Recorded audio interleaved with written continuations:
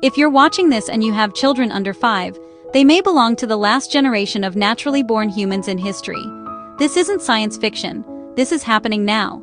The technology to fundamentally alter human DNA before birth already exists, and it's advancing faster than most people realize. We're standing at a threshold that humanity has never faced before: the ability to choose what our children will be at the genetic level. And once we cross that line, there may be no going back. Welcome to Future Unveiled. Today we explore why the children being born right now might be the final unmodified humans ever to walk this earth. In November 2018, a Chinese scientist named He Jiankui shocked the world. He announced that he had created the first genetically edited babies, twin girls whose DNA had been deliberately altered before birth using CRISPR technology. He modified a gene called CCR5 to make them resistant to HIV. The scientific community erupted in outrage. He was condemned, imprisoned, and his experiment was called reckless and unethical. But here's what matters. It worked. Those girls are alive today, growing up with modified DNA. The genie is out of the bottle. CRISPR, clustered regularly interspaced. Short palindromic repeats. Sounds complicated, but the concept is elegant. Think of it as molecular scissors that can cut DNA at precise locations. Scientists can remove problematic genes, insert new ones, or edit existing genetic code with unprecedented accuracy. It's like having a word processor for the human genome. And just like technology always does, it's getting cheaper, faster, and more accessible every year. Right now, CRISPR is being used to treat genetic diseases in adults. Sickle cell anemia, certain cancers, inherited blindness. These are medical miracles, and few would argue against curing devastating illnesses. But the technology doesn't stop there. The same tool that can eliminate disease can also enhance traits: intelligence, athletic ability, physical appearance, lifespan. The line between therapy and enhancement is dangerously thin, and it's about to disappear entirely. Here's why the current generation of children may be the last natural humans. The technology exists, the knowledge is spreading, and most critically, the incentive structure is overwhelming. No parent wants their child to suffer. If you could eliminate your child's risk of Alzheimer's, wouldn't you? What about heart disease, cancer? Most people would say yes without hesitation. That's medical enhancement, and it's already morally acceptable to most. But then comes the slope. If you can eliminate disease, why not improve immune function overall? If you can fix a genetic predisposition to obesity, why not optimize metabolism entirely? If you can prevent inherited low intelligence, why not enhance cognitive ability? Each step feels reasonable in isolation, but together, they transform humanity. And here's the pressure point. Other parents will be doing it. Imagine you're expecting a child. You learn that genetic modification is legal, proven safe, and half the parents in your socioeconomic class are using it. They're giving their children enhanced immune systems, optimized learning ability, better physical resilience. Your child will be competing with these enhanced humans for college admissions, job opportunities, relationships. Would you really choose to leave your child unmodified? That's not a hypothetical. That's the decision parents will face within the next decade. The technology won't be forced on anyone, at least not at first. It will be a choice. But when everyone else is making that choice, natural becomes disadvantaged. The social pressure will be immense. Opting out of genetic enhancement will be like refusing to vaccinate your child, except the consequences won't be disease. They'll be lifelong competitive disadvantage. The generation being born now is the last one before that pressure becomes irresistible. Let's talk about what the designer baby marketplace actually looks like. It's already taking shape in fertility clinics and research labs around the world. The first wave will be medical, eliminating genes for Huntington's disease, cystic fibrosis, muscular dystrophy. No one will object. Parents already screen embryos for these conditions through pre-implantation genetic diagnosis. Editing them out is just the next logical step. The second wave is optimization, not fixing broken genes, but improving normal ones. There are genes associated with higher IQ, dozens of them, each contributing a small amount. Modify enough of them, and you could boost a child's intelligence by 10, 20, maybe 30 IQ points. There are genes linked to athleticism, endurance, muscle growth. Modify those, and you create natural Olympians. Genes affecting height, bone density, metabolism, even attractiveness based on facial symmetry. All of these are theoretically editable. Then there's longevity. We know that certain genetic variants are associated with living past 100. People with these variants age more slowly, resist disease better, maintain cognitive function longer. Imagine offering parents the ability to give their child an extra 20 healthy years of life. Who would refuse? And if you combine that with other enhancements, better immune function, cancer resistance, cardiovascular optimization, you're not just improving quality of life, you're creating a different category of human. The price point matters too. Right now, cutting-edge genetic therapies cost hundreds of thousands of dollars, but technology always gets cheaper. IVF used to be prohibitively expensive. Now it's accessible to the middle class in developed countries. CRISPR is following the same curve. Within a generation, basic genetic modifications could cost less than a year of private school. That's not pocket change, but it's within reach for millions of families. And once it's available to the affluent, the pressure on everyone else becomes unbearable. Some companies are already positioning themselves for this market. Fertility clinics offering genetic optimization packages. Startups promising to screen embryos for hundreds of traits simultaneously. The language is always careful, reducing disease risk, maximizing potential, but everyone knows where this is headed. The designer baby industry is being built right now, piece by piece, under the guise of medicine. Now let's confront the consequences no one wants to talk about. The most obvious is genetic inequality, a literal divide between the enhanced and the natural. In the past, inequality was about wealth, education, opportunity. Those were things you could theoretically overcome. But genetic inequality is permanent. It's written into your cells. A naturally born child competing against a genetically optimized one isn't an underdog story. It's a mismatch. This creates a new class system based on biology. The wealthy get genetic enhancements. Their children are smarter, healthier, more attractive, longer lived. They dominate education, careers, social status. Meanwhile, families who couldn't afford modifications or chose not to use them fall behind. And unlike economic inequality, you can't close this gap with hard work. You can't study your way to better genes. The divide becomes hereditary and permanent. Then there's the loss of genetic diversity. Evolution works through variation. Mutations, most harmful, some neutral, a few beneficial, create the raw material for adaptation.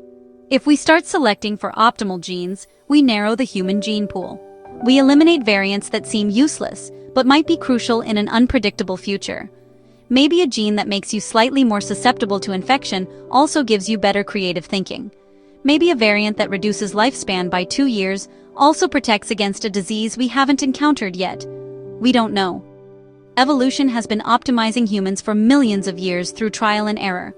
We're about to override that process based on a few decades of genetic research.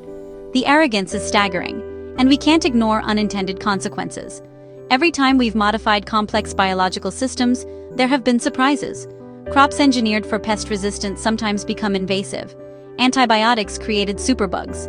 CRISPR is incredibly precise, but it's not perfect. Off-target edits, changes to genes we didn't intend to modify, happen. Some are harmless. Others might cause problems that don't show up for decades. We're editing human embryos before we fully understand what every gene does, how they interact, what their long-term effects are. The children born from these experiments are living trials.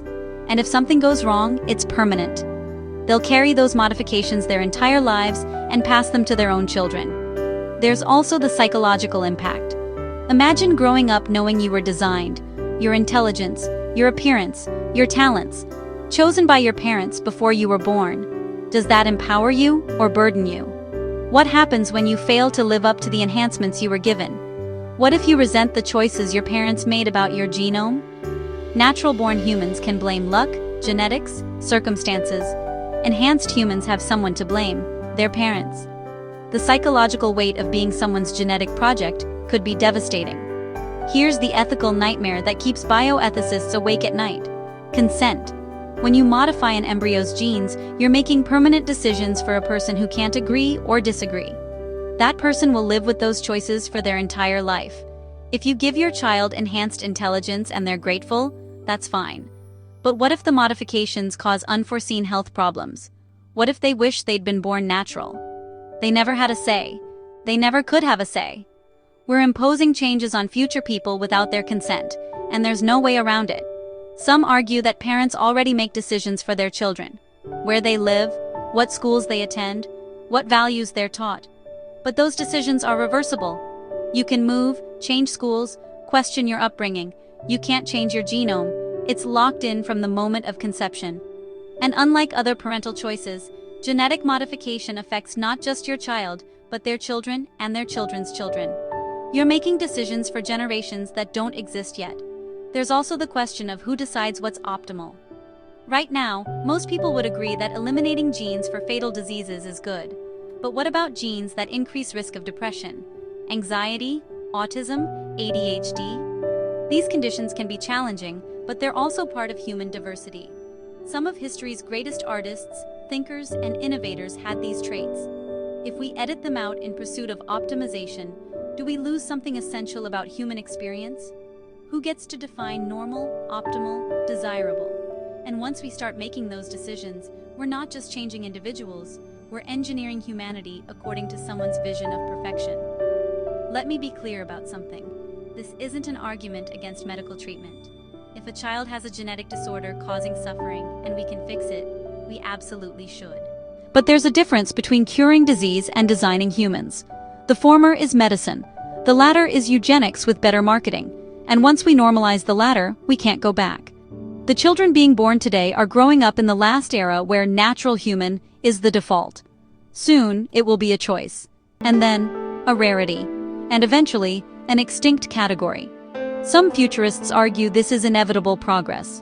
Humans have always used technology to improve themselves. Medicine, education, tools, machines. Genetic enhancement is just the next step. Why wouldn't we want to be smarter, healthier, better? But evolution didn't design us to be perfect. It designed us to survive and reproduce in a changing world.